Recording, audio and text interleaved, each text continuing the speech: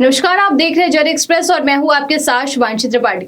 चारधाम की आस्था, करोड़ों श्रद्धालुओं का विश्वास और भगवान बद्री विशाल के चरणों में चढ़ाया गया दान, अगर उसी चढ़ावे पर सवाल खड़े हो जाएं तो ये सिर्फ एक कर्मचारी की कथित गलती नहीं रहती, बल्कि पूरे सिस्टम की विश्वसनीयता पर बड़ा प्रश्न चिन्ह बन जाती है। वो भी ऐसे समय में जब उत्तर प्रदेश में राम मंदिर चढ़ावे को लेकर माहौल तनावपूर्ण है और जांच जारी है।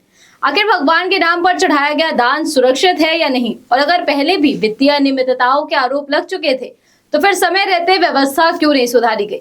बद्रीनाथ मंदिर में चढ़ावे की गणना के दौरान कथित हेराफेरी का मामला अब सिर्फ एक एफआईआर तक सीमित नहीं है, बल्कि इससे बद्रीनाथ केदारनाथ मंदिर समिति यानी बीकेटीसी की कार्यप्रणाली पर भी गंभीर सवाल खड़े कर दिए हैं। आखिर पूरा मामला क्या है और क्यों ये विवाद पूरे उत्तराखंड में चर्चा का विषय बन गया है, देखिए हमारी इस खास रिपोर्ट में। बद्रीनाथ धाम देश के सबसे पवित्र तीर्थ स्थलों में गिना जाता है। हर वर्ष लाखों श्रद्धालु यहां भगवान बद्री विशाल के दर्शन करने पहुंचते हैं और श्रद्धा के साथ दान और चढ़ावा अर्पित करते हैं। यही कारण है कि इस दान की एक एक राशि को भगवान की संपत्ति माना जाता है और उसके प्रबंधन में पारदर्शिता की सबसे अधिक अपेक्षा की जाती है। लेकिन इस बार आरोप लगा है कि चढ़ावे की गणना के दौरान कथित हेराफेरी हुई। मामले के सामने आते ही बद्रीनाथ केदारनाथ मंदिर समिति ने वैदिक सहायक प्रमोद नौटियाल को तत्काल प्रभाव से निलंबित कर दिया।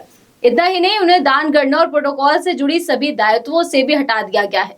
समिति ने मामले में संबंधित कर्मचारियों को नोटिस जारी किए हैं, सीसीटीवी फुटेज सुरक्षित रखने के निर्देश दिए हैं और पूरे प्रकरण की जांच शुरू कर दी है। बीकेटीसी की शिकायत के आधार पर बद्रीनाथ थाने में आरोपी कर्मचारी के खिलाफ एफआईआर भी दर्ज कर ली गई है, जिसके बाद पुलिस ने अपनी जांच शुरू कर दी है। दूसरी ओर राज्य सरकार ने मामले की गंभीरता को देखते हुए गढ़वाल आयुक्त आनंद स्वरूप की अध्यक्षता में 3 सदस्यीय जांच समिति गठित कर दी है।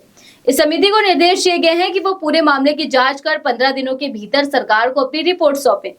अब सभी की नजर इस बात पर है कि जांच में आखिर क्या सामने आता है और क्या केवल एक कर्मचारी जिम्मेदार पाया जाएगा या फिर जांच की आंच पूरे सिस्टम तक पहुंचेगी, क्योंकि सवाल सिर्फ कथित हेराफेरी का नहीं बल्कि करोड़ों श्रद्धालुओं के विश्वास का है। यदि दान की सुरक्षा और उसकी पारदर्शिता पर सवाल उठते हैं तो उसका असर मंदिर प्रशासन की विश्वसनीयता पर भी पड़ता है। इसीलिए सरकार और प्रशासन दोनों के लिए यह मामला बेहद संवेदनशील माना जा रहा है। लेकिन ये पहला मौका नहीं है जब बद्रीनाथ केदारनाथ मंदिर समिति सवालों के घेरे में आई हो। इससे पहले भी समिति पर वित्तीय अनियमितताओं के आरोप लग चुके हैं। इन मामलों की जांच जिला पुलिस से लेकर पुलिस महानिरीक्षण यानी आईजी स्तर तक पहुंची थी, लेकिन उन जांचों का अंतिम निष्कर्ष सार्वजनिक रूप से सामने नहीं आ सका। यही वजह है कि पुराने सवाल आज फिर नए विवाद के साथ सामने खड़े दिखाई दे रहे हैं।